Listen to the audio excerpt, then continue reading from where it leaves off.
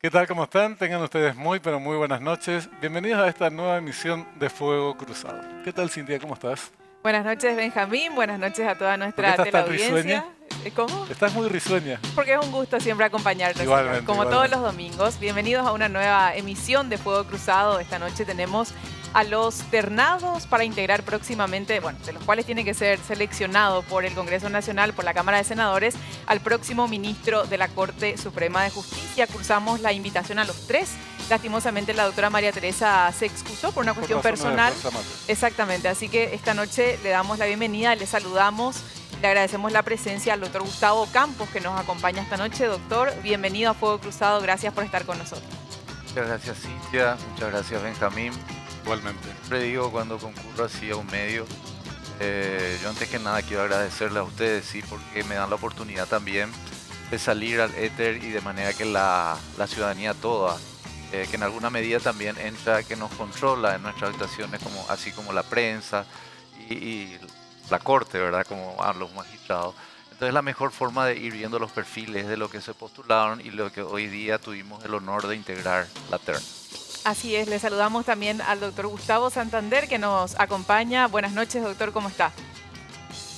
Buenas noches a la audiencia, buenas noches al colega, amigo, el doctor Gustavo Campos, con quien compartimos la primera sala acá del Tribunal de Apelación. Son Perdón, compañeros, perdón. son compañeros de trabajo. Quiero pedir un perdón. Yo no sabía que estaba en línea. Saludo al tocayo. Y bueno, estamos para responder a las requisitorias que nos hagan los señores. Bueno, arrancamos una pregunta básica que todo el mundo se hace después de este largo proceso que llevó en el Consejo de la Magistratura a integrar la terna con algunos incidentes como 2 exámenes que tuvieron que rendir los aspirantes y después más de 20 rondas de votación para integrar la terna. ¿Qué balance tienen ustedes acerca del proceso de selección, del mecanismo de selección? ¿Es necesario hacer algún tipo de ajustes? ¿No? ¿Es lo que debe seguir practicándose o hay alguna lección que aprender de esto? Bueno, perdón, permiso. Sí, sí, dale. Bueno, es cierto que este proceso de selección fue un poco azaroso, digamos así, por los vaivenes que tuvo, el problema de los exámenes y demás. Si bien siempre el Consejo trató de hacer lo más transparente posible, el día del examen, todas las cámaras y todos los lugares que se practicaban los exámenes, aún así ocurrió un incidente que en alguna medida puso un poco en duda la situación, pero a los efectos de transparentar todo se anuló ese primer examen y para nosotros fue un poco estresante, digamos, en alguna medida. Las audiencias públicas también. Yo quisiera hacer una pequeña crítica al reglamento, en el sentido de que, digo porque soy comisionado ante el Comité Iberoamericano de Ética y sustituí a la doctora Miriam Peña, porque se jubiló, ¿verdad? Por la edad máxima. Y para pagar derecho de piso, en abril pasado en Barcelona fue mi primera asistencia presencial después post pandemia y creí que tenía que pagar derecho de piso y emití un dictamen sobre laboriosidad, medición de rendimiento de los jueces, que los jueces sean auditados y una predisposición de los jueces a ser auditados y prevención de riesgos laborales en la esfera ética. Sabemos todos los riesgos a que está expuesto un juez, presiones de toda naturaleza, incluso si se trata de circunstancias extremas. Hoy día tenemos el tema del crimen organizado y vemos que algo que veíamos como algo lejano también se dan circunstancias sicariatos o lo que fuera. Nuestro dictamen gustó mucho en el grupo y también cada uno hizo sus aportes de acuerdo a la experiencia en cada país de los otros comisionados. Y aquí quiero llamar la atención de lo siguiente, y esa es la crítica, y yo me apoyo en esa crítica porque yo pensaba a un principio así. Despertó el interés de la ministra de la Corte Suprema de Justicia del Uruguay, María Elena Rosso Martínez.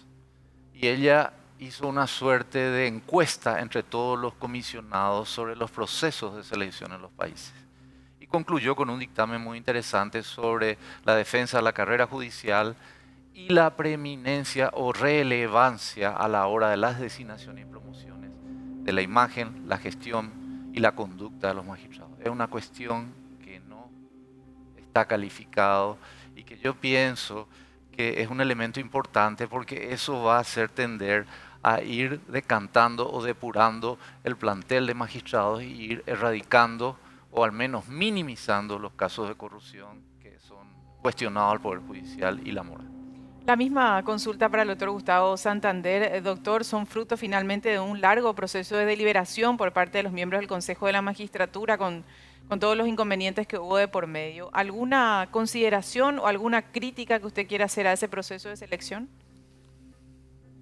Bueno, es un proceso que cada día va ganando mucha transparencia. O sea, hay que destacar que cada día está mejorando en cuanto a transparencia el Consejo de la Magistratura. Antes, en los otros concursos que yo participé, por ejemplo, los votos eran secretos. Hoy en día ellos tienen la obligación de fundamentar y de publicar, ya no más como antes que lo hacían en secreto, ¿verdad? Yo creo que es un proceso perfectible, es un reglamento que se puede ir mejorando con el tiempo.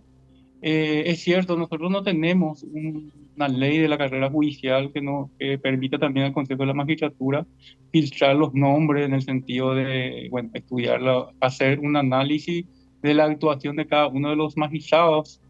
Eso con una ley de la carrera judicial permitiría que el Consejo de la Magistratura tenga más elementos para juzgar a la hora de integrar las ternas, ¿verdad? Ellos están haciendo un proceso, o en todos los casos, tanto de la Fiscalía General como ahora para la ministra de Corte, están casi con el mismo parámetro en el sentido de establecer ranking, que puede ser visto de dos formas. O sea, para algunos está bien, para otros no, ¿verdad? Pero de todo modo, creo que es un proceso que hay que ir perfeccionando, y a lo mejor también sería bueno que el reglamento ya se establezca por ley para que no cambie en cada proceso, porque en cada proceso de selección están también ajustando ese reglamento. Y bueno, una vez que ya tengamos por ley ese reglamento, a lo mejor ya, bueno, Claro. cada uno sabe a qué regla de juego se somete, ¿verdad? Es así, tendría que ser por ley, porque si no se presta a suspicacias que cada eh, equipo que integra el Consejo de la Magistratura o el Jurado de Enjuiciamiento, cualquiera de ambos órganos, se regule a sí mismo, establezca su propio reglamento y, bueno, se presta a sospechas y cosas por el estilo. Ahora, doctor Santander, cualquiera de ustedes que resultare electo ministro de la Corte Suprema va a asumir una situación bastante peculiar que se vive en nuestro país, que tiene relación con la activa participación, protagonismo de, por ejemplo, la representación diplomática de los Estados Unidos en nuestro país.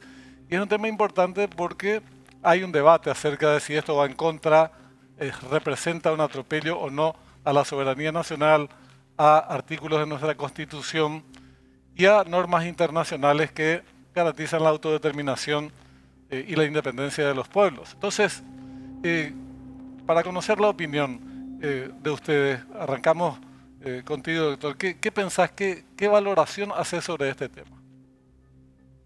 Bueno, el tema de la intromisión o los permanentes designaciones que hace el Departamento de Estado o el Departamento de Estado y a través de la Embajada es un asunto, creo que más político, y corresponde más su análisis al Poder Ejecutivo, que es lo que tiene, es el que tiene que administrar las relaciones internacionales, ¿verdad? Nosotros como Poder Judicial es muy poco lo que nosotros podemos hacer una valoración en ese sentido, porque también hay que entender de que también es una deficiencia del sistema de justicia en el Paraguay, de que no estemos realmente alcanzando a personas de altos niveles o personas que hayan ocupado alto nivel en la administración del Estado.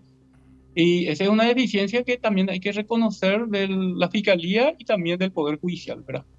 Pero el tema de la actuación de la embajada ya es una valoración que hay que hacer desde el punto de vista diplomático, en que le corresponde al Poder Ejecutivo, bueno, analizarlo y actuar en consecuencia, ¿verdad? Pero nosotros como Poder Judicial es muy poco lo que podemos hacer. Pero como garantes, doctor Ocampo, como intérpretes de la Constitución Nacional. Es bueno saber la forma en que ustedes piensan, no porque vayan a tener que expedirse resolución mediante, sino el pensamiento que tienen sobre este tema. Este tipo de acciones de una representación diplomática de un gobierno extranjero, en este caso de los Estados Unidos, pero podría ser de otro, ¿se encuadra dentro de la normativa paraguaya y el derecho internacional o se da por fuera de estos criterios? Bueno, habría que ver, digo porque nosotros estamos mirando un poco de afuera todo lo que se suscitó y de dónde vino esas denuncias o lo que fuera. Tenemos nuestra Constitución que habla de la soberanía del país y demás, y tenemos también la Convención de Viena, que es muy clara en ese sentido, en lo que hace al tema diplomático, y que, como dijo acá mi colega, tal vez eso tendría que ver con el Poder Ejecutivo a la hora de determinar si la actuación del embajador, que yo pienso que ha de ser portavoz de alguna investigación que están haciendo allá. Y también la cuestión es compleja de manera de determinar la jurisdicción específica dependiendo de dónde realmente se cometió, si esos hechos punibles denunciados están probados y si hay elementos realmente para sostener lo que se manifestó en dichas cuestiones. Entonces es compleja la situación, habría que examinar qué elementos, en qué se basó y demás todas esas denuncias del embajador como portavoz, y también el grado de competencia en función a esos elementos normativos que le mencioné. Una consideración y una consulta para ambos sobre el mismo tema. ¿Qué pasa cuando estas actuaciones se enmarcan dentro de una discusión que debería ceñirse estrictamente a lo institucional y compete a la Fiscalía General del Estado? O por poner otro ejemplo, el caso del Consejo de la Magistratura, que hoy uno de sus miembros resultó también designado por la Embajada Americana. ¿Qué pasa cuando se ponen en entredicho principios y garantías constitucionales? ¿Cuál debería ser el marco de acción de las instituciones en Paraguay respecto a eso, doctor Ocampos? Bueno, en principio, digamos, el embajador tiene fueros diplomáticos o lo que fuera, pero hay que analizar en principio lo que hace a la actuación del embajador, si él mismo tuvo atribuciones, que él es portador, como le digo, de todos los elementos en que se basa eso y los tipos de hechos en que dice si se refiere a hechos punibles transnacionales. ¿Qué quiere decir? Que tenga implicancia o incidencia en dos estados y ahí determinar la jurisdicción competente para el caso concreto. Hoy en día los tratados internacionales justamente estoy como dictaminante en varios de ellos, porque el ministro coordinador, que es Luis María Benítez Riera, nos remite a nosotros. Justamente para estos tipos de casos, hoy en día la delincuencia ya se volvió internacional, hechos punibles transnacionales, principio de comisión en un lugar y consumación en otros. Entonces, nos derivan a nosotros convenios o tratados o proyectos de tratados a los efectos de los dictámenes sobre cooperación jurídica internacional, en el sentido de haber una comunicación entre ambos estados en relación a los elementos probatorios en que se sustentan los hechos de manera, y en base a eso determinar la jurisdicción a quien compete para el juzgamiento de esos hechos. También sobre canje de condenados para cumplimiento de condena en su país de origen, ¿verdad? Si bien sentenciado en uno, que tenga jurisdicción y la posibilidad que pueda cumplir su condena en su país de origen, y también los tratados de extradición. Federación Rusa, República Dominicana, República Italiana, Portugal, Cuba, hoy día Colombia, tengo para terminar el dictamen, y varios otros que la memoria hoy me está fallando un poco. Doctor Santander, ¿alguna consideración al respecto? Más que nada, me gustaría ceñirme a que den el marco teórico de cuál debería ser la actuación institucional. O sea, yo entiendo que el embajador tiene sus propias atribuciones y nadie discute eso, ¿verdad? Sí. Lo que ponemos en discusión es cómo deberían actuar nuestras instituciones en el marco de ese tipo de declaraciones, doctor. Exactamente. Bueno, nosotros tenemos un sistema judicial en que, bueno, la investigación de los hechos corresponde al Ministerio Público, empieza el proceso con todas las garantías para todos los procesados, los imputados, en el sentido de que lo primero que debe comunicar el fiscal al imputado son los hechos, ¿verdad? Y bueno, también el derecho de nombrar un abogado defensor, bueno, y ahí empieza el proceso penal, lo que se llama el debido proceso, ¿verdad? Luego eso, bueno, terminaría en un juicio oral, en todo caso, si tiene elementos contundentes para acusar. Yo no sé cómo es el sistema americano, ¿verdad? Cómo ellos actúan en su país en el sentido de las investigaciones y el proceso judicial. Por lo tanto, es muy poco nosotros lo que podemos opinar de lo que ellos hacen en su territorio y también muy poco lo que podemos opinar en dónde ocurrieron estos hechos para que, bueno, en todo caso se pueda discutir la territorialidad del juzgamiento de la causa.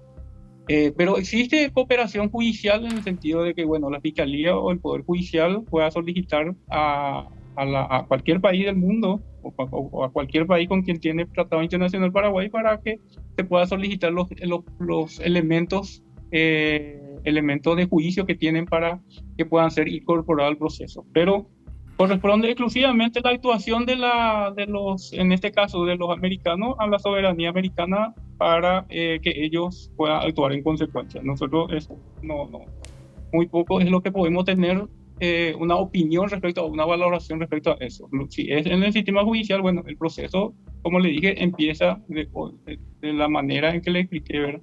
Con una imputación y bueno, y ahí empieza el debido proceso. La Convención de Viena a la que hacía referencia el doctor Ocampos en su artículo 41 dice: sin perjuicio de sus privilegios e inmunidades, todas las personas que gocen de esos privilegios, se refiere a los embajadores, e inmunidades deberán respetar las leyes y reglamentos del Estado receptor. También están obligados a no inmiscuirse en los asuntos internos de ese Estado. Todos los asuntos oficiales de que la misión esté encargada por el Estado acreditante han de ser tratados con el Ministerio de Relaciones Exteriores de ese Estado o por conducto de él, o con el ministerio que se haya convenido. Leo solamente porque hay cuestiones que ni merecen discutirse. No es un embajador, cualquiera de quien se trate, el que tiene que relacionarse con una sociedad a través de los medios de comunicación, ni opinar, ni otro Estado tampoco tiene derecho a hacerlo, o señalar cuestiones que tienen que ver con la actividad en una institución paraguaya donde presuntamente habría cometido irregularidades. Entonces es tan clara la Convención de Viena, sin embargo nos cuesta mucho decir no, esto no es lo correcto. Cancillería debería llamar la atención para que si tienen alguna denuncia que lo hagan según manda la Convención de Viena, no según se nos antoja a nosotros. Sí. ¿Por qué tanto prurito? Específicamente, justamente conforme tú lo leíste, Benjamín, y lo dijo también mi colega, la instancia respectiva que debe actuar es fuera de nuestra esfera, específicamente el Ejecutivo. Y la vía para casos específicos de denuncia y de ser de la jurisdicción del Estado denunciante, entonces en ese caso están las vías, que son los exhortos para cooperación y demás, que se hacen por la vía, que se introducen por la vía diplomática, del ámbito jurisdiccional, si fuera de la jurisdicción de los Estados Unidos. Es cierto que existen algunas diferencias entre el sistema anglosajón que tienen los Estados Unidos y nuestro sistema, que es más bien entre el sistema alemán y en alguna medida tenemos como fuente a Costa Rica y demás, que es otro sistema, pero las jurisdicciones están determinadas por lugar de comisión aparente de los hechos específicos que se denuncian. Y si eso tiene incidencia o trasciende nuestra frontera y si eso compete al otro país denunciante, entonces ahí la vía de comunicación sería los exhortos, que generalmente son de justicia a justicia, y la embajada está a los efectos de la tramitación de Cancillería, embajada, Cancillería de acá, Ministerio de Justicia, Corte. No sé si el doctor Santander quiere agregar algo antes de pasar a otro tema, doctora. No, que la Constitución establece la división de poderes y en la división de poderes dice la Constitución que las relaciones exteriores lo maneja el Poder Ejecutivo a través del Ministerio de Relaciones Exteriores, ¿verdad? Por lo tanto, queda en manos del Poder Ejecutivo cuestionar, en todo caso, si es que quiere cuestionar o no lo dicho por el embajador o la actuación de la embajada, pero nosotros como Poder Judicial, evidentemente no podemos hacer absolutamente nada porque nosotros tenemos una función específica que es la de juzgar los hechos y la administración de justicia en el Paraguay. Muchos de los actores que intervienen en la política nacional cuando justifican el carácter que tienen hoy las declaraciones que se hacen desde una embajada extranjera en nuestro país, dicen, pero nuestra justicia no funciona, nuestros fiscales no investigan, nuestros jueces no juzgan. El que sea electo entre ustedes, el próximo ministro de la Corte Suprema de Justicia, va a tener que representar una garantía para el preservamiento de la Constitución Nacional y por sobre todo, a mi criterio, que sea una garantía de que nuestra justicia sea verdaderamente asequible, sea algo que alcance al ciudadano. En el caso de usted, y quiero arrancar con usted, doctor, si llega a ser electo ministro de la Corte, ¿qué estrategias o cuál sería su impronta para que eso sea una realidad que tanto se cuestiona? Hemos renovado la Corte en un gran porcentaje, sin embargo los vicios hoy siguen siendo los mismos. Sí, evidentemente, y no podemos tapar el sol con el dedo, y tenemos que hacer también un mea culpa, ¿verdad?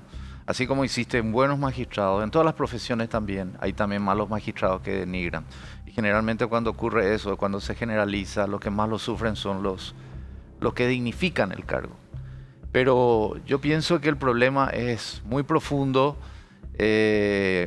amerita, bueno, en el tema de iniciar la acción, pasamos a la esfera de la fiscalía. Antes el juez en el viejo sistema era el investigador el que iniciaba y la fiscalía era se le consultaba para que aconseje o lo que fuera nada más. Hoy día la acción parte de la fiscalía, la acción especialmente en los delitos de acción penal pública. Lo de acción penal privada es solo por la víctima. Pero tenemos muchas falencias, entonces yo justamente por eso propuse en mi audiencia pública varias propuestas para tratar de mejorar la justicia. Por un lado, el valor ético tiene mucho que ver, la formación ética de los magistrados, eso va a garantizar una integridad y honestidad a toda prueba y eso arrastra el valor ético de la responsabilidad. Cumplir en términos, la contracción, el compromiso con la institución, no solo el producir, sino también, como dice la definición de Ulpiano, honeste vivere, alterum non ledere, suincuique tribuere. Vivir honestamente, primero valor ético, la independencia también, no hacer mal a nadie. Eso implica que el magistrado debe actuar de buena fe, hilar fino en los hechos y la aplicación del derecho en forma justa. Yo pienso que ahí nos aproximaríamos un poco más. Y al hablar de responsabilidad, justamente lo que hace es el magistrado tiene múltiples incompatibilidades. Solo puede dedicarse a la cátedra, aclaro, mi interpretación de la Constitución.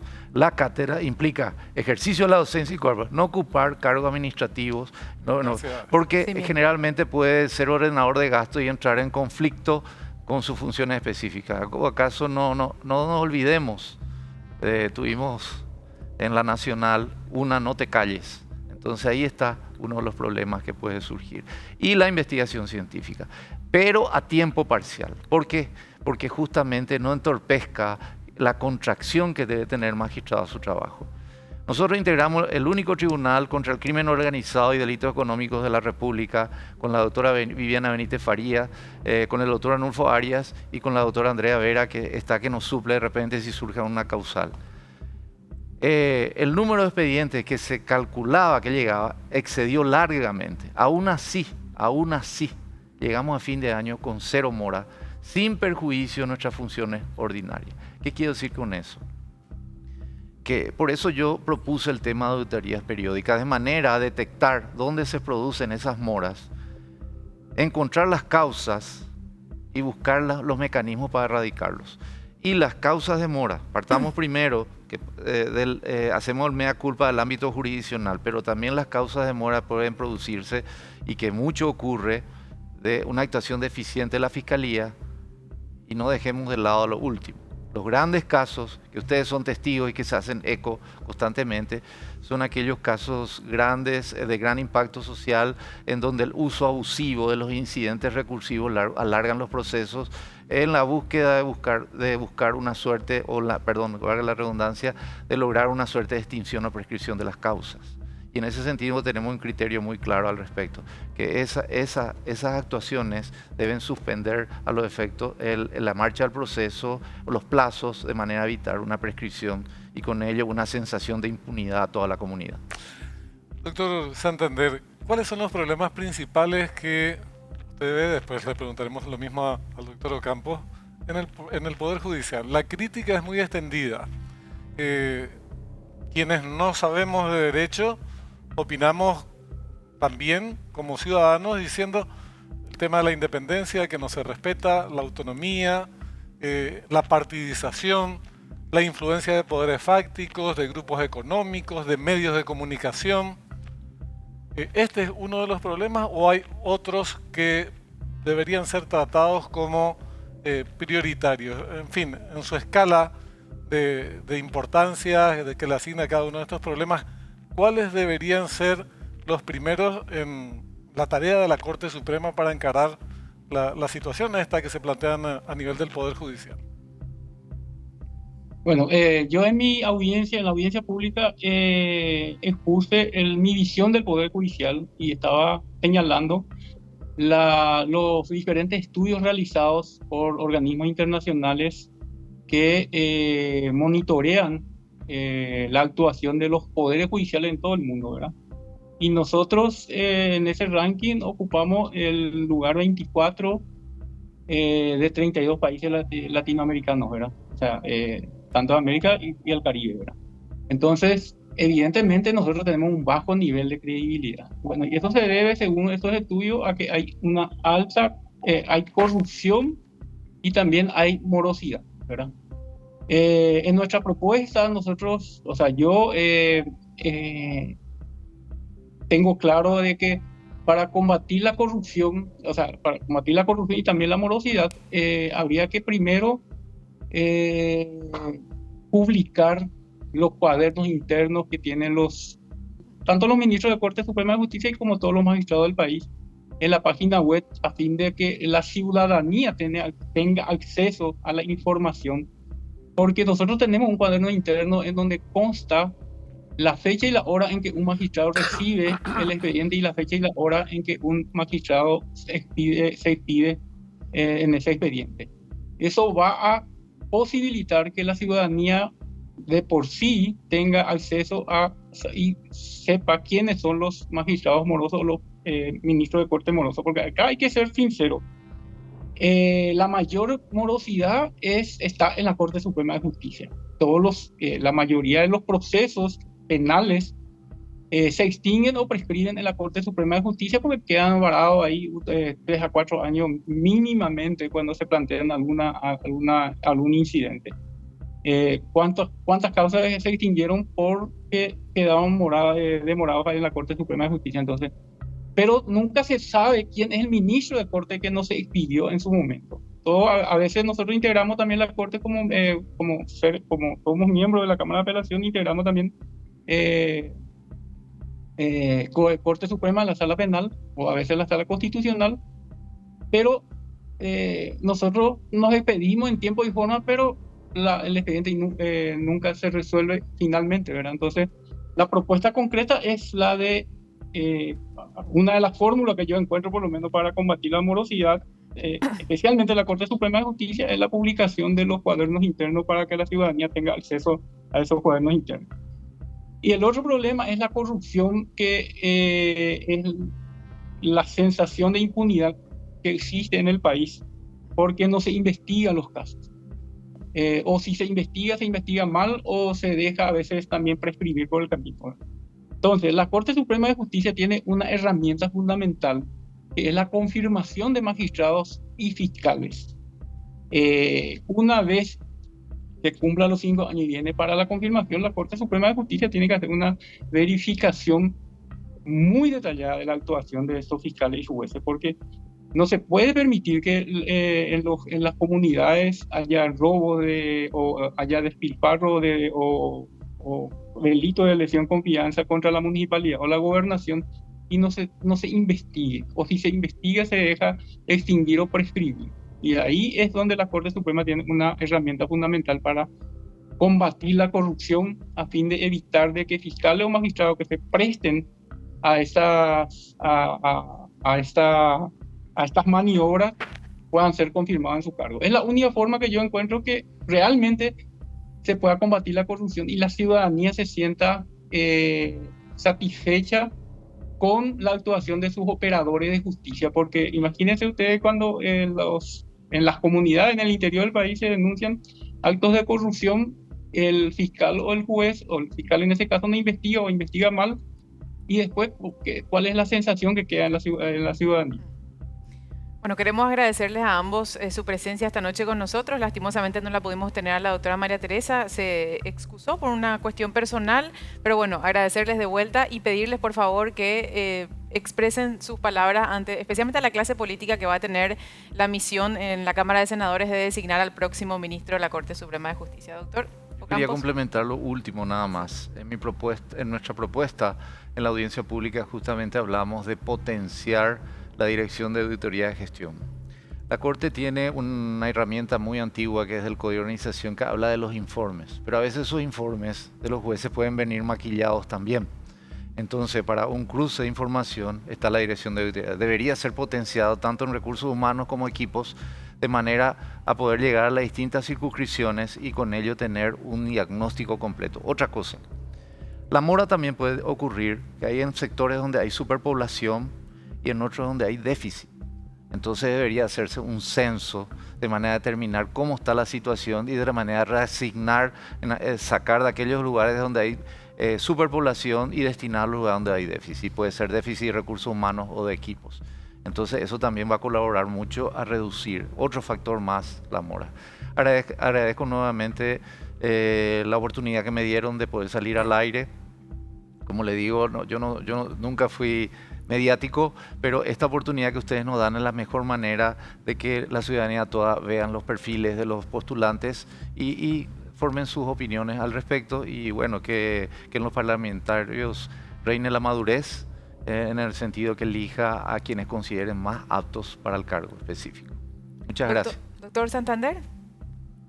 Bueno, al agradecer a ustedes la oportunidad que me dieron de dirigirme a la opinión pública, a la ciudadanía en general, yo creo que tenemos muchos temas que abordar todavía, porque quedan pendientes el tema de la admisibilidad de las acciones de constitucionalidad, queda pendiente la mejor planificación del Poder Judicial en cuanto a repartir o distribuir mejor la carga de trabajo.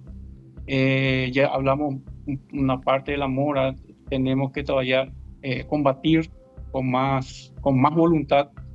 Pero dejo en manos de los senadores la actuación de 27 años dentro del Poder Judicial, de no haber tenido un proceso en el jurado de enjuiciamiento de magistrados, y bueno, una trayectoria de vida que creo que me dan a mí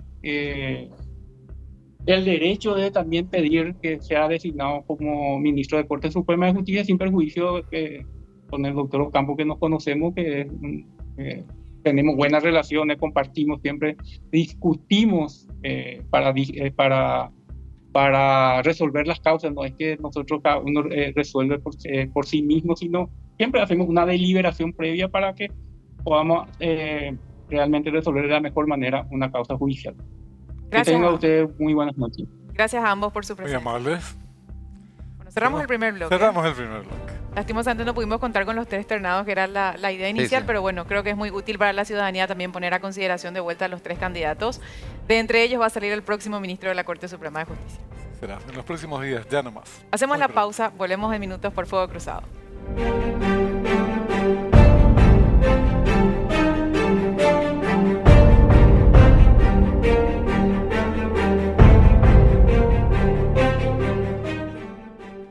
Bienvenidos al segundo bloque de Fuego Cruzado. En este espacio nos acompaña el candidato al Senado por el Partido Colorado, el señor Juan Carlos Baruja. Hay que agregar, Benjamín, que cursamos la invitación también a un candidato al Senado por el Partido Liberal, al señor Líder Amarilla, que tuvo la descortesía de no asistir y tampoco creo que justificar su inasistencia. Cuando se avisa 5 minutos antes, después de haber confirmado reiteradamente, es porque evidentemente no existía la intención de concurrir y en vez de decirlo con honestidad y con responsabilidad en su momento, optó por esta vía de no presentarse a un debate.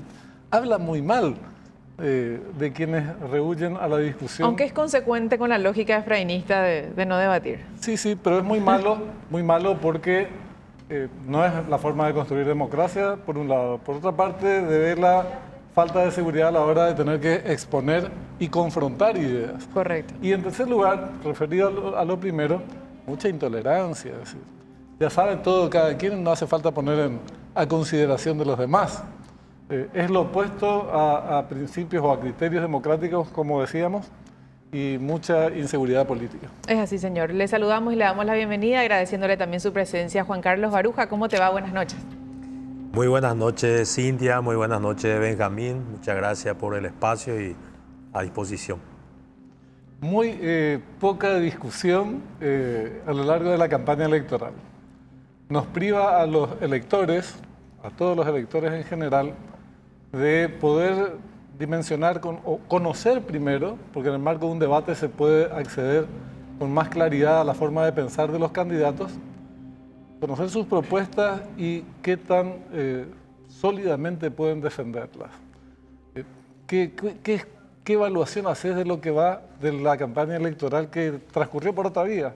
Insultos, descalificaciones y no discusión. No estoy diciendo que todas las partes hayan tenido esa práctica, sino en realidad no hubo esa discusión hasta ahora.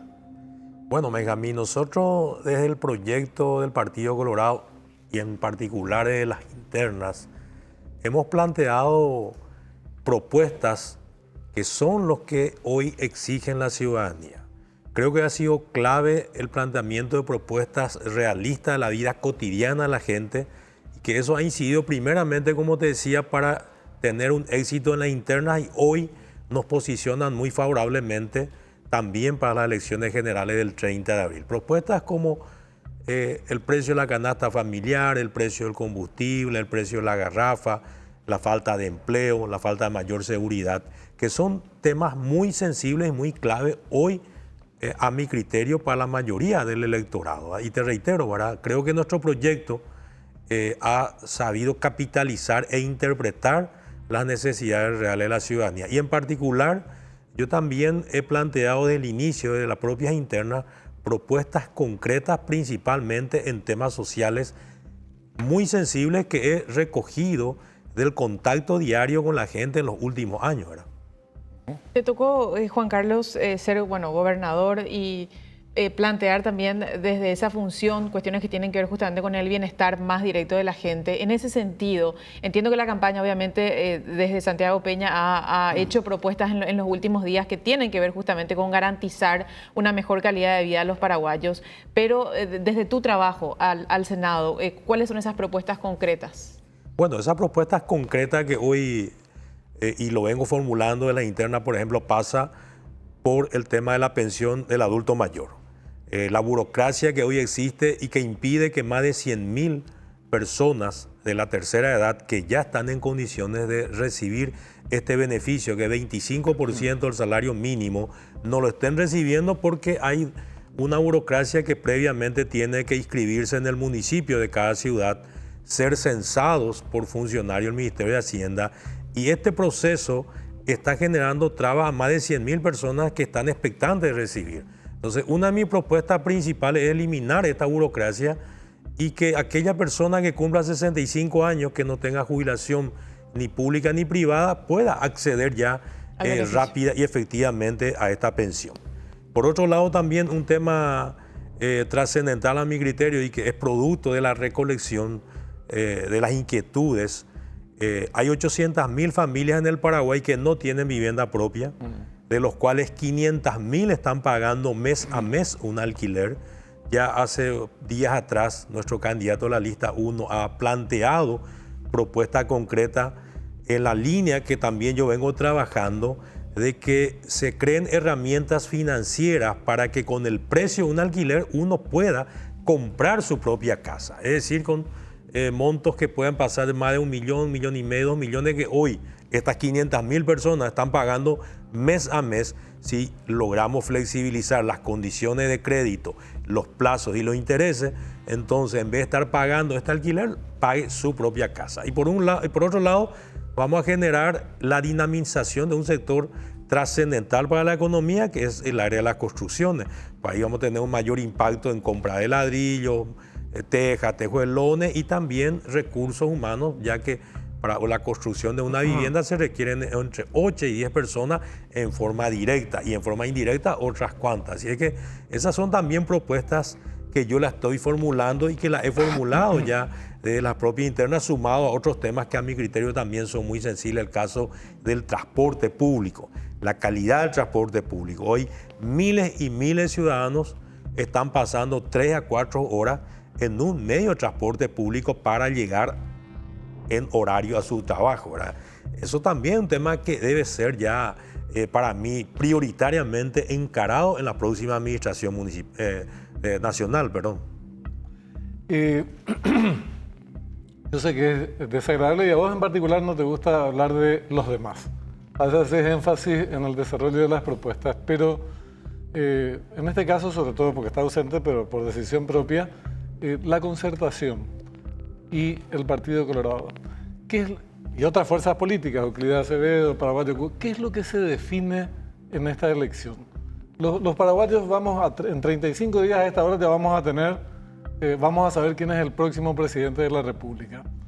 ¿Cuál es el criterio principal a tu juicio que deberíamos tener los electores a la hora de depositar el voto? ¿Qué es lo que estamos definiendo? A mi juicio, Benjamín, los otros partidos, porque para mí la concertación no es más que el Partido Liberal, porque Efraín Alegre es presidente del Partido Liberal y es prácticamente el Partido Liberal la que se ha adueñado de todo ese proceso. Ha carecido desde el inicio hasta hoy de propuestas y solamente plantea una situación de enfrentamiento y odio entre los paraguayos. Y eso es algo que a la mayoría de los paraguayos no nos agrada. Por eso es que nuestro proyecto, y decía al inicio, es la que va generando adhesión desde la interna, porque es el único proyecto que plantea propuestas concretas como la que hemos hablado anteriormente, ¿verdad? Y eso percibe claramente la ciudadanía a mi criterio, y por esa razón es que nuestro proyecto hoy encabeza todas las intenciones y eso se siente en la calle. Santiago Peña hoy genera expectativa, genera esperanza, porque el paraguayo y la paraguaya, la mayoría lo que están esperando es un gobierno que se ocupe de sus necesidades cotidianas, de cómo vamos a estar llegando a fin de mes, qué hacemos para pagar las cuentas que hoy nos están agobiando, porque de la pandemia sanitaria que hemos atravesado, hoy sigue una pandemia económica. Miles y miles de paraguayos que no han recuperado aún su empleo. La situación económica que aún está estancada. Y creo que en ese sentido, Santiago Peña y Pedro Aliana son los mejores candidatos para conducir al país de vuelta a una recuperación económica, a un crecimiento económico y que esa macroeconomía empiece a bajar hacia la parte baja de la pirámide, que es la mayoría de la clase trabajadora, obrera y campesina. Juan Carlos, además de la dinámica propia de la campaña electoral, ya desde la interna, se vieron de alguna manera sometidos a la influencia de factores exógenos, factores externos. ¿Crees que esta cuestión desatada desde la Embajada Americana puede tener trascendencia en la campaña electoral rumbo al 30 de abril? ¿Qué peso le das a eso? Bueno, yo creo que los hechos están demostrados ya en las internas propias, ¿verdad? Muchos pensaban, o algunos tal vez creían, que eso iba a incidir en el resultado. El 18 de diciembre se ha elegido como candidato de la lista 1 a Santiago Peña y como presidente del Partido Colorado a don Horacio Cartes, por una diferencia de casi 150.000 votos, ¿verdad?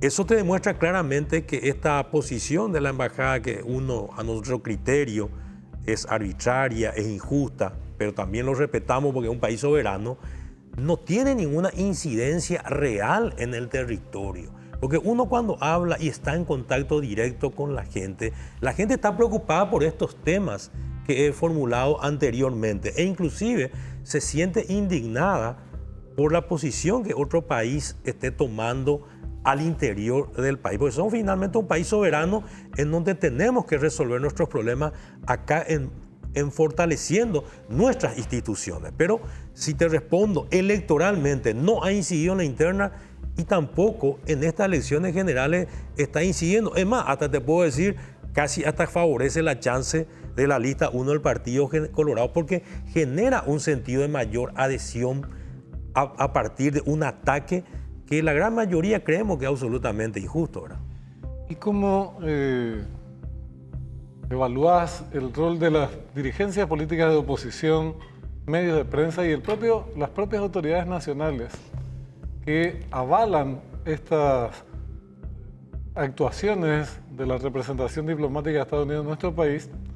En algunos casos aplauden, inclusive, y en el mejor de los casos guardan silencio. En mi opinión, son actitudes oportunistas, Benjamín, creyendo que estas medidas pudieran darle chance electoral. Ese es mi criterio. Pero en territorio se siente exactamente indiferencia o inversa la situación, ¿verdad? Esto genera un mayor sentido de cohesión, un mayor sentido de fuerza para salir a trabajar a favor de la lista 1. Y los números lo demuestran, ¿verdad? Y las intenciones, uno en territorio lo siente, ¿verdad? Y yo creo que el 30 de abril se va a materializar esa idea que te estoy formulando, que la ciudadanía va a salir mayoritariamente y va a dar su voto de confianza a la lista 1, porque realmente siente que es la lista que genera estabilidad, predecibilidad y la que garantiza el crecimiento real con un candidato que es lo que requiere hoy la República del Paraguay, que a pesar de su juventud tiene una experiencia probada en la gestión, en los cargos que ha pasado en el Banco Central, ministro de Hacienda, en el gobierno del presidente Carter, una gestión intachable e incuestionable. Y por eso estamos convencidos y estamos seguros que la gran mayoría de la ciudadanía paraguaya va a votar por la lista 1 y que Santiago Peña va a ser el próximo presidente de la República del Paraguay. ¿Cómo observaste, Juan Carlos, estas últimas denuncias que se han publicado en la tapa del diario La Nación, que tienen que ver con un informe de auditoría de la Presidencia de la República de la era Lugo, que bueno, destapó finalmente, en primer lugar fue un informe cajoneado por las autoridades, por el presidente de la República en ese momento, por tal vez consideraciones políticas, pero que revelan que este señor al frente de Obras Públicas y solamente se auditó 1 año 6 meses. 37 millones de dólares habría sido, en el caso que se hubiera investigado, como no se hizo, el daño patrimonial que se generó a las arcas del Estado. ¿Pudiste observar eso? ¿Pudiste ver? Sí, son informaciones que ya nosotros lo teníamos y por eso decíamos que nuestro candidato, comparando en la gestión pública, ha tenido un trabajo impecable e incuestionable, en contrapartida con el candidato de la Concertación, que realmente ha sido un trabajo muy cuestionado cuando fue ministro de Obras Públicas y Comunicaciones, y también su propio partido, como presidente del Partido Liberal. Hoy sabemos que tiene más de 60 embargos y que forma parte de una gestión deficitaria, tanto como presidente del partido como ministro en su momento. Por eso decimos que realmente la persona indicada y preparada y que representa el cambio y la alternancia real es Santiago Peña, por una gestión probada y comprobada. Sabes que hay discusiones que van a ser postelectorales a la luz de esta nueva experiencia que es el tema de del voto calificado, preferencial, no sé cómo se llama. Preferencial. Preferencial. Bueno, sé que puedes marcar por uno y que les lleva a ustedes una lucha sin cuartel, en el buen sentido de la palabra, porque son militantes y dirigentes de un mismo partido, a competir entre sí. Y se pierde la noción inclusive de cuál es el proyecto colectivo, sustituido en parte por cuestiones individuales con posibilidades personales de cada quien, finanzas, nivel de conocimiento, una serie de cuestiones.